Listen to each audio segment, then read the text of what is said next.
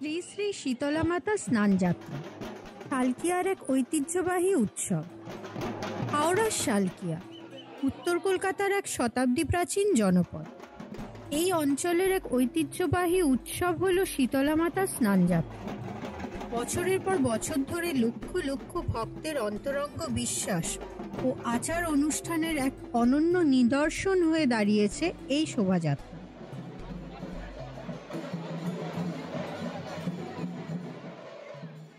শালকিয়ার সবচেয়ে প্রসিদ্ধ মন্দির হল শ্রী শ্রী বড় শীতলা মাতার মন্দির। এছাড়াও রয়েছে মেজ, সেজ এবং ছোট শীতলা মাতার মন্দির। প্রতি বছর মাঘী পূর্ণিমার দিন শ্রী শ্রী বড় শীতলা মা এবং তার বোনেদের নিয়ে শুরু হয় ঐতিহ্যবাহী স্নান যাত্রা। এই শোভাযাত্রা দেখতে দূর দূরান্ত থেকে লক্ষ লক্ষ ভক্তের সমাগম ঘটে।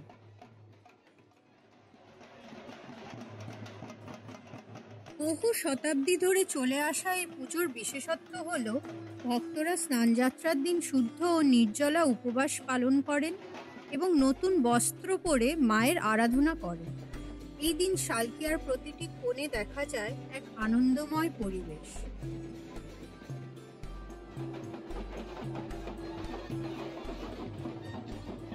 শোভাযাত্রার মূল আকর্ষণ মায়ের গঙ্গা স্নান।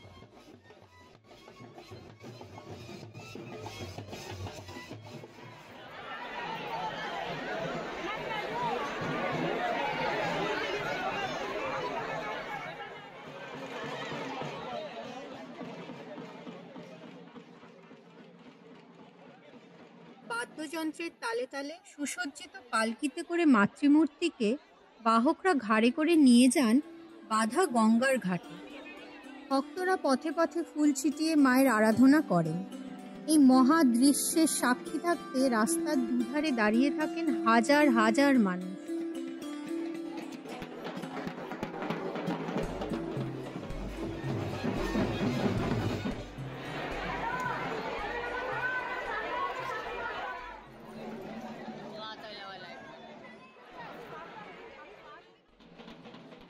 লোকবিশ্বাস অনুযায়ী শালকিয়ার শীতলা দেবীরা স্নান যাত্রার দিনে সবাই একত্রিত হয়ে বাঁধা গঙ্গার ঘাটে যান।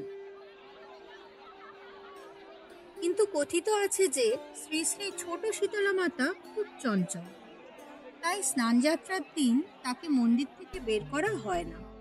তার দর্শনের জন্য অন্য মাতাদের তার মন্দিরে নিয়ে আসা হয়। এ যেন এক অনন্য পারিবারিক মিলন।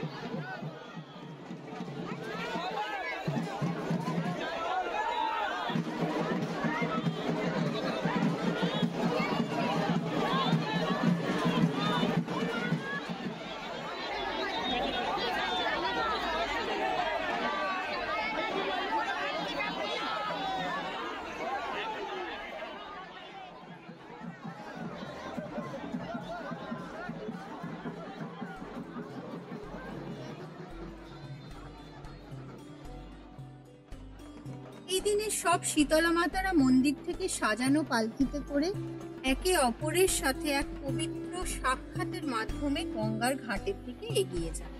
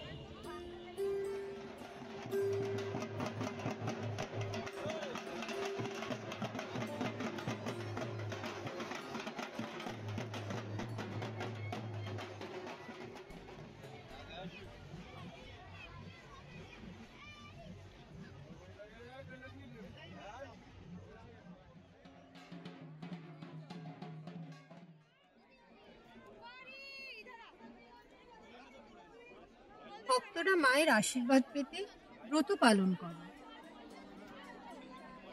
কেউ স্নান করে ভিজে কাপড়ে দণ্ডি কেটে যাচ্ছে, কেউ আবার নির্জলা উপবাস থেকে দীর্ঘ পথ হেঁটে মায়ের চরণে উপস্থিত হচ্ছে। মায়ের কাছে মনস্কামনা জানাতে হাজার হাজার ভক্ত ভিড় করেন মন্দির প্রাঙ্গণে। ভক্তদের বিশ্বাস, রোগের প্রকোপ থেকে রক্ষা পেতে শ্রী শ্রী শীতলা মাতার আরাধনা করা হয়।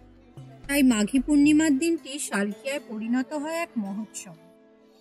শতাব্দী প্রাচীন এই স্নানযাত্রা শুধুই এক ধর্মীয় অনুষ্ঠান নয়, এটি সংস্কৃতি ও বিশ্বাসের মেলবন্ধন। জয় মা শীতলা, মায়ের আশীর্বাদে সকলে থাকুন সুস্থ ও মঙ্গলময়।